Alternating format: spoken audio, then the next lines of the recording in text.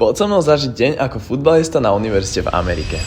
Hneď ráno ma čaká tímová posilka, mali sme full body a po posilke sme sa presunuli na futbalové ihrisko. Momentálne trénujeme v úplne novej krytej hale a keďže na jar nie je v Amerike sezóna, tak teraz máme obdobie, kedy trénujeme a od marca nám začína pár prípravných zápasov. Tréningy máme extrémne skoro od 7 do 10 rána, takže mám potom celý deň pred sebou. Po tréningu ma čakajú raňajky a buď idem do našej kafetérie, alebo v poslednej dobe si aj pripravujem z vlastné jedla. Dnes ma čaká škola, tak som sa po tréningu hneď pripravil do školy. Blíži sa nám midterm, to znamená, že mám tej školy teraz momentálne trošku viac. Okrem iného som aj začal chodiť do práce, takže v blízkej dobe očakávajte videa aj odtiaľ. Mimochodom som prekvapený na to, že je február, tak aké krásne počasie tu v Amerike máme. Po škole som zjedol obed a potom som si na chvíľku oddychol. Po obede sme išli ako celý tím na jednu dobrovoľníckú akciu. Večer som išiel do práce a takto vyzeral môj deň, tak daj like pre ďalšie videá.